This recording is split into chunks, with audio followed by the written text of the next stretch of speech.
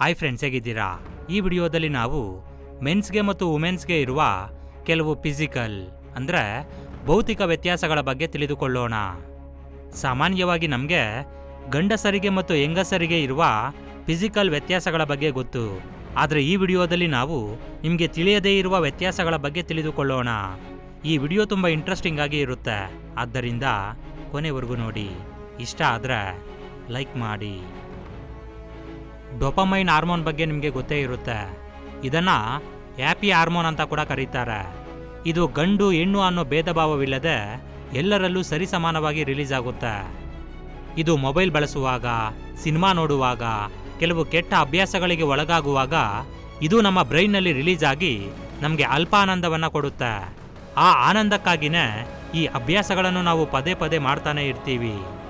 ಈ ರೀತಿ ಯಾವುದಾದರೂ ಅಭ್ಯಾಸವನ್ನು ನಾವು ಪ್ರತಿ ಬಾರಿ ಮಾಡ್ತಾನೆ ಇದ್ದರೆ ಆ ಒಂದು ಅಭ್ಯಾಸಕ್ಕೆ ನಾವು ಬಾನಿಸರಾಗ್ತೀವಿ.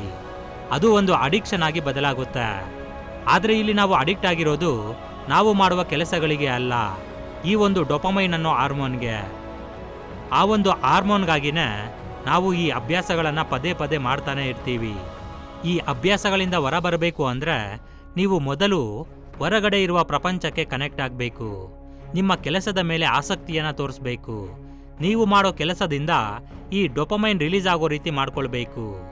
ಕೆಲಸದ ಮೇಲೆ ಆಸಕ್ತಿ ಇದ್ದರೆ ಆ ಕೆಲಸ ಮಾಡುವಾಗಲೇ ನಿಮಗೆ ಡೋಪಮೈನ್ ರಿಲೀಸ್ ಆಗುತ್ತೆ. ವುಮೆನ್ಸ್ಗಿಂತ ಮೆನ್ಸ್ಗೆ ಪ್ರತಿದಿನ ಹೆಚ್ಚು ಕ್ಯಾಲರೀಸ್ ಬೇಕಾಗುತ್ತೆ. ಇದಕ್ಕೆ ಕಾರಣ ಮೆನ್ಸ್ಗೆ ಇರುವ higher muscle mass, activity rate ಮತ್ತು ಮಾಂಸಖಂಡಗಳೆಲ್ಲವೂ ಹೆಚ್ಚು ಕ್ಯಾಲರೀಸನ್ನು ಬಳಸಿಕೊಳ್ಳುತ್ತೆ. ಈ ರೀತಿ ಪ್ರತಿದಿನ ಹೆಂಗಸರಿಗೆ 2000 ಕ್ಯಾಲರೀಸ್, ಗಂಡಸರಿಗೆ 2500 ಕ್ಯಾಲರೀಸ್ ಬೇಕಾಗುತ್ತೆ. ಸಾಮಾನ್ಯವಾಗಿ ವುಮೆನ್ಸ್ಗೆ ಫ್ಯಾಟ್ ಅನ್ನೋದು ತೊಡೆ ಮತ್ತು ಸೊಂಟದ ಭಾಗದಲ್ಲಿ ಹೆಚ್ಚಾಗಿ ಸೇರುತ್ತೆ. ಗಂಡಸರಲ್ಲಿ ಹೊಟ್ಟೆ ಸುತ್ತ ಹೆಚ್ಚು ಫ್ಯಾಟ್ ಅನ್ನೋದು ಸೇರುತ್ತೆ. ವುಮೆನ್ಸ್ಗಿಂತ ಮೆನ್ಸ್ನಲ್ಲೇ ಹೆಚ್ಚಿನ ಸಂಖ್ಯೆಯಲ್ಲಿ ಕೆಂಪು ರಕ್ತ ಕಣಗಳು ಬ್ಲಡ್ನಲ್ಲಿ ಇರುತ್ತೆ. ಕೋಲ್ಡ್ ಟೆಂಪರೇಚರ್ ಇರುವ ಪ್ರದೇಶದಲ್ಲಿ ಹೆಂಗಸರಿಗಿಂತ ಗಂಡಸರೇ ಕಮ್ಮಿ ಸೆನ್ಸಿಟಿವ್ ಆಗಿ ಇರ್ತಾರೆ. ಗಂಡಸರಿಗಿಂತ ಹೆಂಗಸರ ಜೀವನಾವಧಿ ಹೆಚ್ಚಾಗಿ ಇರುತ್ತೆ. ಆವರೇಜ್ ಆಗಿ ಗಂಡಸರ ಜೀವನಾವಧಿ 72 ವರ್ಷಗಳಾದರೆ ಹೆಂಗಸರ ಜೀವನಾವಧಿ ಆವರೇಜ್ ಆಗಿ 79 ವರ್ಷಗಳಾಗಿರುತ್ತೆ. ಗಂಡಸರಿಗಿಂತ ಹೆಂಗಸರಲ್ಲಿ ಜ್ಞಾಪಕ ಶಕ್ತಿ ಜಾಸ್ತಿ ಇರುತ್ತೆ. ಇದಕ್ಕೆ ಮುಖ್ಯ ಕಾರಣ ಅವರ ಬ್ರೈನ್ನಲ್ಲಿ ಹಿಪೋಕ್ಯಾಂಪಸ್ ಅನ್ನೋದು ದೊಡ್ಡದಾಗಿ ಇರುತ್ತೆ. ಇದು ಮೆದುಳಿನ ಒಳಭಾಗದಲ್ಲಿ ನರ್ವ್ ಸಿಸ್ಟಮ್ ಹತ್ತಿರ ಇರುತ್ತೆ. ಇದು ಕಲಿಕೆ ಮತ್ತು ಜ್ಞಾಪಕ ಶಕ್ತಿಗೆ ಮುಖ್ಯ ಪಾತ್ರವನ್ನು ವಹಿಸುತ್ತೆ. ಇದರಿಂದ ಒಂದು ವಿಷಯವನ್ನು ಅವರು ಹೆಚ್ಚು ದಿನ ನೆನಪಿಟ್ಕೊಳ್ತಾರೆ. ಇದರಿಂದಲೇ ಸ್ಕೂಲ್ನಲ್ಲಿ ಯಾವಾಗಲೂ ಹುಡುಗಿರೇ ಫಸ್ಟ್ ಇರ್ತಾರೆ. ಅದೇ ರೀತಿ ಅಷ್ಟು ಬೇಗ ಯಾವ ವಿಷಯವನ್ನು ಕೂಡ ಅವರು ಮರೆತು ಹೋಗೋದಿಲ್ಲ. ಅದೇ ರೀತಿ ಯಾವುದಾದರೂ ಸಂಕಷ್ಟ ಬಂದರೆ ಅದನ್ನು ಹೆಚ್ಚು ದಿನ ನೆನಪಿಟ್ಟುಕೊಂಡು ಸಂಕಟ ಪಡ್ತಿರ್ತಾರೆ. ಹೆಂಗಸರ ಬ್ರೈನ್ ಸೈಜ್ಗಿಂತ ಗಂಡಸರ ಬ್ರೈನ್ ಸೈಜ್ ಅನ್ನೋದು 10% ದೊಡ್ಡದಾಗಿ ಇರುತ್ತೆ. ಆದರೂ ಕೂಡ ಗಂಡಸರ ಬ್ರೈನ್ಗಿಂತ ಹೆಂಗಸರ ಬ್ರೈನೇ ಸಮರ್ಥವಾಗಿ ಕೆಲಸ ಮಾಡುತ್ತೆ. ಗಂಡಸರಿಗಿಂತ ಹೆಂಗಸರು ಹೆಚ್ಚು ಎಮೋಷನ್ಗಳಿಗೆ ಗುರಿಯಾಗ್ತಾರೆ. ಇದು ನಮ್ಮೆಲ್ಲರಿಗೂ ಗೊತ್ತು. ಈ ರೀತಿ ನಡೆಯೋದಕ್ಕೆ ಮುಖ್ಯ ಕಾರಣ ಅವರ ಬ್ರೈನ್ನಲ್ಲಿರುವ ಹಿಪೋಕ್ಯಾಂಪಸ್ ಮತ್ತು ಡೀಪರ್ ಲಿಂಬರ್ ಸಿಸ್ಟಮ್. ಇದರಿಂದ ಇವರು ಪೂರ್ತಿಯಾಗಿ ಎಮೋಷನ್ಗೆ ಗುರಿಯಾಗ್ತಾರೆ. ಗಂಡಸರಿಗಿಂತ ಹೆಂಗಸರು ಹೆಚ್ಚು ಮಾನಸಿಕ ಸಮಸ್ಯೆಗಳಿಂದ ಸಂಕಟ ಪಡ್ತಿರ್ತಾರೆ. ಅದೇ ರೀತಿ ಡಿಪ್ರೆಷನ್ ಮತ್ತು ಮೂಡ್ ಸಿಂಡ್ರೋಮ್ನಂತಹ ಸಮಸ್ಯೆಗಳು ಇವರಿಗೆ ಹೆಚ್ಚಾಗಿ ಇರುತ್ತೆ. ಇದಕ್ಕೆ ಕಾರಣ ಅವರ ಬ್ರೈನ್ನಲ್ಲಿ ಸಿರೋಟೋನಿನ್ ಸಿಂಥಸಿಸ್ ಆಗೋದೇ ಕಾರಣ. ಆದ್ದರಿಂದಲೇ ಯಾವುದಾದ್ರೂ ಸಮಸ್ಯೆ ಬಂದಾಗ ಅವರು ಹೆಚ್ಚಾಗಿ ಡಿಪ್ರೆಷನ್ಗೆ ಗುರಿಯಾಗ್ತಾರೆ. ಇಂಟೆಲಿಜೆನ್ಸ್ ವಿಷಯಕ್ಕೆ ಬಂದರೆ ಕೆಲವು ಸರ್ವೆಗಳ ಪ್ರಕಾರ ಹೆಂಗಸರಿಗಿಂತ ಗಂಡಸರೇ ಹೆಚ್ಚು ಇಂಟೆಲಿಜೆನ್ಸ್ ಆಗಿ ಇರ್ತಾರಂತೆ. ಆದರೆ ಪ್ರಾಕ್ಟಿಕಲ್ ಆಗಿ ಗಂಡಸರಿಗಿಂತ ಹೆಂಗಸರೇ ಹೆಚ್ಚು ಇಂಟೆಲಿಜೆನ್ಸ್ ಆಗಿ ಕಾಣ್ತಾರೆ. ಹೆಂಗಸರ ಚರ್ಮಕ್ಕಿಂತ ಗಂಡಸರ ಚರ್ಮ ಸುಮಾರು 25ರಷ್ಟು ದಪ್ಪ ಇರುತ್ತೆ. ಇದಕ್ಕೆ ಕಾರಣ ಅವರ ಚರ್ಮದಲ್ಲಿ ಪ್ರೋಟೀನ್ ಕೊಲಾಜಿನ್ ಸಾಂದ್ರತೆ ಅಧಿಕವಾಗಿ ಇರುವುದು. 14ರಿಂದ 51 ವರ್ಷ ವಯಸ್ಸಿನವರೆಗೆ ಗಂಡಸರಿಗಿಂತ ಹೆಂಗಸರಿಗೆ ಹೆಚ್ಚು ಐರನ್ ಬೇಕಾಗುತ್ತೆ. ಇದಕ್ಕೆ ಮುಖ್ಯ ಕಾರಣ ಹೆಂಗಸರಲ್ಲಿ ಬರುವ ಪೀರಿಯಡ್ಸ್. ಆ ಸಮಯದಲ್ಲಿ ಹೆಚ್ಚು ರಕ್ತಸ್ರಾವ ಆಗೋದ್ರಿಂದ ಐರನ್ ಕೂಡ ಹೆಚ್ಚಾಗಿ ಬೇಕಾಗುತ್ತೆ.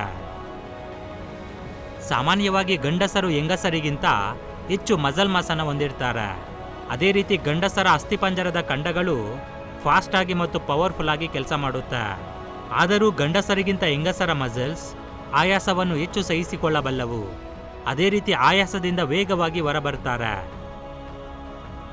ಮೆನ್ ಅಂಡ್ ವುಮೆನ್ಸ್ ಇಬ್ಬರಲ್ಲೂ 30 ವರ್ಷ ವಯಸ್ಸು ಬರುವವರೆಗೂ ಬೋನ್ ಮಾಸ್ ಅನ್ನೋದು ಚೆನ್ನಾಗೇ ಇರುತ್ತೆ.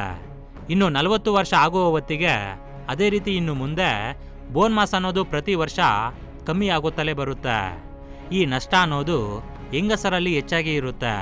ಇದಕ್ಕೆ ಕಾರಣ ಪೀರಿಯಡ್ಸ್. 40 ವರ್ಷ ಮೇಲ್ಪಟ್ಟ ಹೆಂಗಸರಿಗೆ ಗಂಡಸರಿಗಿಂತ 200 ml ಹೆಚ್ಚು ಕ್ಯಾಲ್ಸಿಯಂ ಬೇಕಾಗುತ್ತೆ. ಈ ರೀತಿ ವಯಸ್ಸಾದಂತೆ ಅಂದರೆ 40ರಿಂದ 50 ವರ್ಷ ಮೇಲ್ಪಟ್ಟ ಹೆಂಗಸರಿಗೆ 1200 mg ಕ್ಯಾಲ್ಸಿಯಂ ಬೇಕಾಗುತ್ತೆ. ಗಂಡಸರಿಗೆ 1000 mg ಕ್ಯಾಲ್ಸಿಯಂ ಸಾಕು. ಇನ್ನು 71 ವರ್ಷ ಮೇಲ್ಪಟ್ಟ ಗಂಡಸರಿಗೂ ಕೂಡ 1200 mg ಕ್ಯಾಲ್ಸಿಯಂ ಬೇಕಾಗುತ್ತೆ. ಇದು ಪ್ರತಿದಿನ. ಮೆನ್ಸ್ಗಿಂತ ವುಮೆನ್ಸ್ನಲ್ಲಿ ಹೆಚ್ಚು ಲೋ ಬಿ ಪಿ ಅನ್ನೋದು ಇರುತ್ತೆ. ಅದೇ ರೀತಿ ಹೆಂಗಸರಲ್ಲಿ ವಾಸನೆಗೆ ಸಂಬಂಧಪಟ್ಟ ಸಕ್ರಮವಾದ ಸೆನ್ಸ್ ಕೂಡ ಇರುತ್ತೆ. ಅದೇ ರೀತಿ ಟೇಸ್ಟ್ ಬಡ್ಸ್ ಕೂಡ ಜಾಸ್ತಿ ಇರುತ್ತೆ. ಈ ರೀತಿ ಗಂಡಸರಿಗಿಂತ ಹೆಂಗಸರೇ ಹೆಚ್ಚು ರುಚಿಗಳನ್ನು ಗುರುತಿಸಬಲ್ಲರು. ಯಾವುದಾದರೂ ಕೆಲಸದಿಂದ ಒತ್ತಡಕ್ಕೆ ಗುರಿಯಾದರೆ ಗಂಡಸರು ಮತ್ತು ಹೆಂಗಸರಲ್ಲಿ ರಿಲ್ಯಾಕ್ಸ್ ಆಗೋ ವಿಧಾನಗಳು ಬೇರೆ ಬೇರೆಯಾಗಿರುತ್ತೆ. ಹೆಂಗಸರ ವಿಷಯಕ್ಕೆ ಬಂದರೆ ಅವರು ಹೆಚ್ಚು ಒತ್ತಡಕ್ಕೆ ಗುರಿಯಾದ ನಂತರ ಅವರು ಫ್ಯಾಮಿಲಿ, ಫ್ರೆಂಡ್ಸ್, ಮಕ್ಕಳ ಜೊತೆ ಮಾತನಾಡುತ್ತಾ ಕಾಲವನ್ನು ಕಳೀತಾರೆ. ಈ ಆಕ್ಟಿವಿಟಿ ಅನ್ನೋದು ಹೆಂಗಸರಲ್ಲಿ ಹೆಚ್ಚಾಗಿ ಆಕ್ಸಿಟೋಸಿನ್ ಅನ್ನೋ ಹಾರ್ಮೋನ್ ಅನ್ನು ರಿಲೀಸ್ ಮಾಡುತ್ತೆ. ಇದು ರಿಲ್ಯಾಕ್ಸ್ ಆಗೋದಕ್ಕೆ, ಒತ್ತಡವನ್ನು ಕಮ್ಮಿ ಮಾಡೋದಕ್ಕೆ ಸಹಾಯ ಮಾಡುತ್ತೆ. ಇದನ್ನು ಲವ್ ಹಾರ್ಮೋನ್ ಅಂತ ಕೂಡ ಕರೀತಾರೆ. ಇನ್ನು ಗಂಡಸರ ವಿಷಯಕ್ಕೆ ಬಂದರೆ ಅವರು ಹೆಚ್ಚು ಒತ್ತಡಕ್ಕೆ ಗುರಿಯಾದ ನಂತರ ರಿಲ್ಯಾಕ್ಸ್ ಆಗೋದಕ್ಕೆ ಒಂಟಿಯಾಗಿ ಇರ್ತಾರೆ ಅಥವಾ ಒಂಟಿಯಾಗಿ ಮಲಗ್ತಾರೆ ಅಥವಾ ಟಿವಿ ನೋಡೋದು, ಇನ್ನು ಕೆಲವರು ಎಣ್ಣೆ ಹೊಡೆಯೋದು, ಸಿಗರೇಟ್ ಕುಡಿಯೋದು, ಈ ರೀತಿ ಬೇರೆ ಬೇರೆ ಅಭ್ಯಾಸಗಳನ್ನು ಮಾಡ್ತಾರೆ. ಇದೆಲ್ಲ ಅವರ ಅಭ್ಯಾಸಗಳ ಮೇಲೆ ಆಧಾರವಾಗಿರುತ್ತೆ.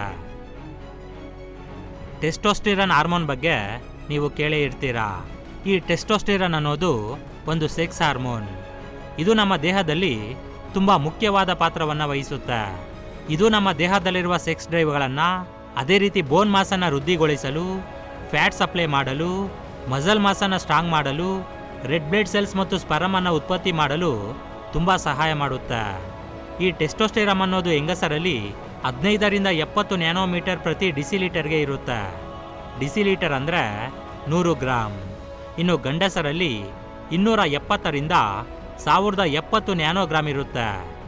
ಇದರಿಂದ ಹೆಂಗಸರಿಗಿಂತ ಗಂಡಸರಲ್ಲೇ ಈ ಸೆಕ್ಸ್ ಕೋರಿಕೆಗಳು ಹೆಚ್ಚಾಗಿ ಬರುತ್ತೆ. ಆದರೆ 30 ವರ್ಷ ದಾಟಿದ ಗಂಡಸರಲ್ಲಿ ಪ್ರತಿ ವರ್ಷ 1% ಟೆಸ್ಟೋಸ್ಟೆರಾನ್ ಕಮ್ಮಿ ಆಗುತ್ತಲೇ ಬರುತ್ತೆ. ಆದರೆ ಹೆಂಗಸರ ವಿಷಯದಲ್ಲಿ ಈ ರೀತಿ ನಡೆಯೋದಿಲ್ಲ. ಇವು ಫ್ರೆಂಡ್ಸ್ ಮೆನ್ಸ್ಗೆ ಮತ್ತು ವುಮೆನ್ಸ್ಗೆ ಇರುವ ಕೆಲವು ವ್ಯತ್ಯಾಸಗಳು. ಓಕೆ ಫ್ರೆಂಡ್ಸ್, ಈ ಒಂದು ವಿಡಿಯೋ ನಿಮಗೆ ಇಷ್ಟ ಆಗಿದ್ರೆ ಖಂಡಿತ ಲೈಕ್ ಮಾಡಿ, ಶೇರ್ ಮಾಡಿ. Thank you for watching friends. Have a nice day.